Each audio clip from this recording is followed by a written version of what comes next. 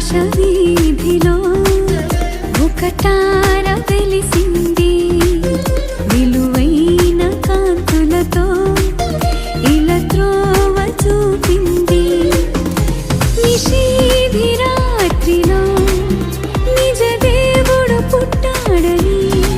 నిత్య రాజ్యము చేర్చుటకై రక్షకుడు దయించాడని జగమంతటా జయ కీర్తనమై సాక్షిగా